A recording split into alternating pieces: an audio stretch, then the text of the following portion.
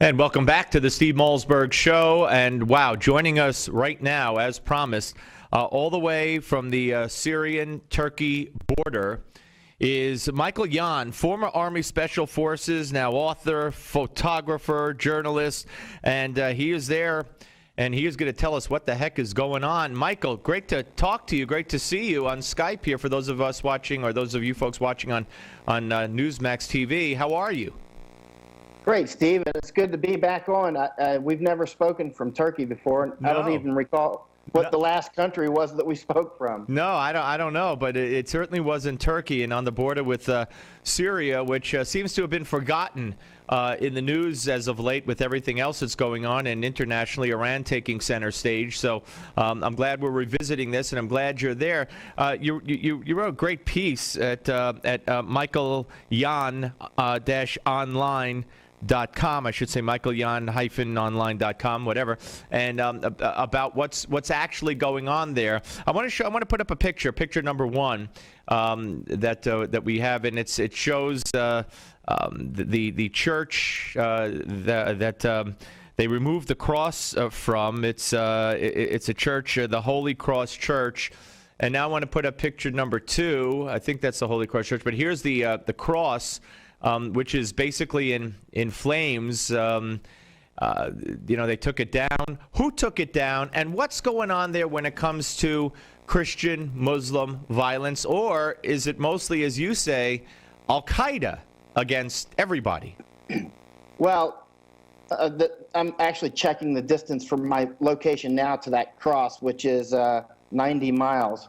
I just looked on Google Earth, so it's not actually that far away. The border's about 25 miles away. That's actually just across the Turkish-Syrian border, just like a 10-minute walk. So in other words, that's Al-Qaeda who took it down, according to the rebel who came into Syria to meet with me, and he gave me those photos, and he recounted the story, as have so many other rebels who've come up here to Gaziantep, Turkey.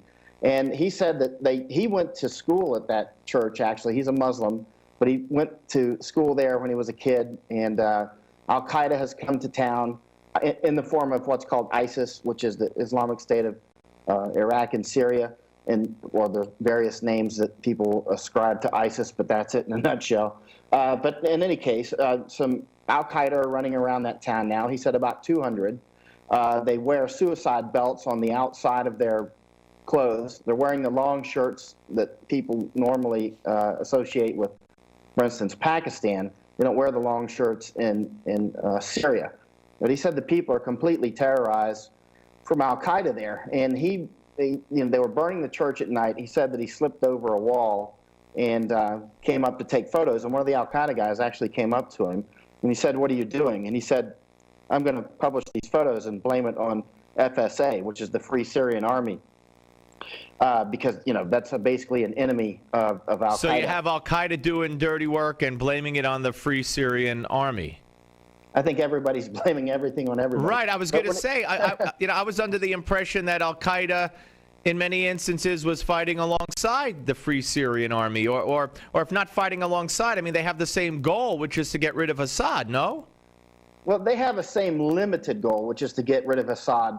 But for instance, in the city of Aleppo, on the east and the west sides, on the west side is the Assad regime, and on the east side is FSA and ISIS, and they're fighting each other. So ISIS and FSA are fighting each other on the east side, while both are fighting Assad on the west side. So, I mean, and they're not the only groups. There's Al-Nusra, and then there's so many other groups that nobody can remember unless they do nothing but try to memorize their names. Right. And so, you know how these things get. And yeah, go ahead. But so Al-Qaeda, though, the various factions have different levels of intensity, let's say. Al-Qaeda is clearly the worst. Everybody says that.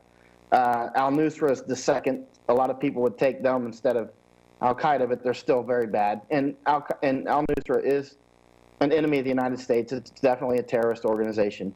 And then there's a FSA, Free Syrian Army, which does contain a lot of moderates. For instance, another story that not related to the case of the photo that you showed, but in a different town, the FSA came in, and this was Aleppo actually.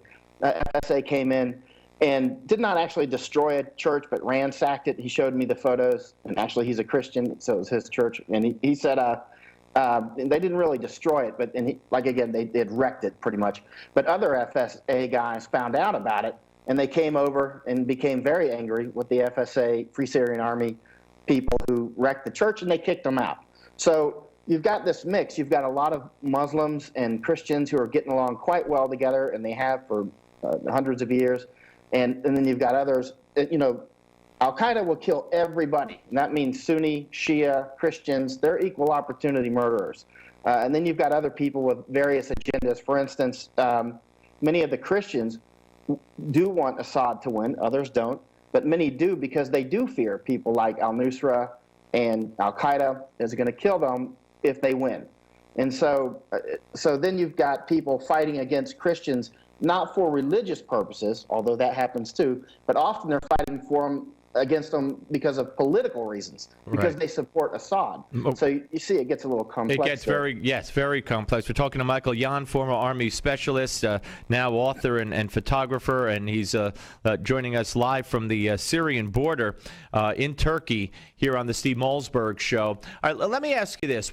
One of the criticisms here that I've leveled and others have leveled at President Obama and his policy or whatever kind of policy he has is that we're fighting alongside Al-Qaeda. And that is against the law. The president, once again, had to change a law, which he seems very comfortable in doing as of late, no matter what the law might be. And the law is that we wouldn't train, supply, fight alongside whatever, any terrorist group. And are we not doing that with Al-Qaeda in our effort to train the rebels, quote unquote? Steve, I think it's probably impossible not to because they're so entwined. It would be like, throwing a piece of meat in the jungle and thinking only one type of bug's going to eat it. These guys are really mixed together. And, somewhat disturbing, over the last couple of weeks, several of the young people, including a young 20-year-old 2 nights ago, he told me flat out, he goes, I love Al-Qaeda. And I was shocked. I mean, his English was pretty good, and actually a Christian, a Syrian that was sitting right beside him, he goes, oh, he's just joking. And I said, he wasn't joking. And I guess I should stop being so forthright with people who love Al-Qaeda when I'm alone with them. But I've heard quite a few of the young people express fondness for Al-Qaeda. And when I talk with the young people who do have that fondness, they come across not like lunatics, but more like people who would follow Che Guevara fashionably, right? I mean, it's just like a fashion statement almost. They have no idea. I mean, 20, 21 years old. And also... Well, wait, let me stop you there, Michael, because I could see, and it happens today. I think I remember in my mind's eye right now at an Obama campaign office in 2008, there was a picture of Che Guevara, and that got a lot of attention at the time. And you could make an excuse that these people don't know who the heck he was, what the heck he did. But how could someone, especially in the region you're in, not know what Al-Qaeda is? Well, they're learning quite quickly. But often, in the past, of course, the war's been going on for 3 years. And so if the guy's, 20 years old, he was 17 when the war began, the guy wasn't, he probably wasn't dialed into much of what was happening in the world. And also, this is important, Steve, quite a few of the rebels that are coming out are telling me that a lot of the recruits that Al-Qaeda is taking are teenagers. And now the Iraq veterans, especially the veterans who fought there from about 2005 to 2007, certainly 2007 and possibly 2008, they will remember many of the Al-Qaeda recruits were teenagers. And so Al-Qaeda would give them like a pistol and $100 a month, and they had like wind up little animals there, because they were set free. And basically the power of God is what they thought they had. Right. And they were complete savages. And I'm hearing these same stories now coming out of Syria where they're recruiting teenagers who are wearing their suicide belts in public, in the markets, and everything else, just like it's here it is, I'm Al-Qaeda, come and get it, and people are terrified. Well, let me ask you this, Michael. Where does everything stand? Because, me being a layman and reading what I could read and not being an expert and not being there, it seems, as I said, to have faded out of view because of Iran and because of everything going on here with healthcare. So we haven't heard a lot about what's going on over there, either with the chemical weapon, deal that was made, or with the battle to get Assad out. And I don't mean our battle, I mean the rebel battle. So if you can, in your view, who's winning in that effort to get Assad out? Is Assad maintaining a strong, stable resistance? And what do you know, if anything, you might not from where you are, about the progress of getting rid of the chemical weapons, which I think is a farce, because I think he moved most of them out of the country in the first place anyway. Well, the Iranians are neck deep in Syria. I mean, the BBC got their hands on a film that was captured. I don't know if you've seen this documentary that they've done. I've forgotten the title, but it was quite good. Basically, some Iranian Quds Force came in and they were doing their own documentary. And, they arrive in the country of Syria and they go off and they're doing operations. And finally, they get killed during an operation. And this is on video of them getting killed, actually. Right. Which these kinds of videos happened a lot in Iraq and Afghanistan, too, where you end up getting the entire story because at the end, the guy gets killed and we capture it. Well, that's what happened here. And they made a video of it. And it's clear that Iranians there are in uniform and acting in formation. Which, by the way, is now being talked about as one of the reasons why Obama backed off in bombing Syria, because he had been talking to Iran all along, and as some kind of cockamamie goodwill gesture to Iran, he begged off bombing Syria. But that hasn't been proven. But go ahead.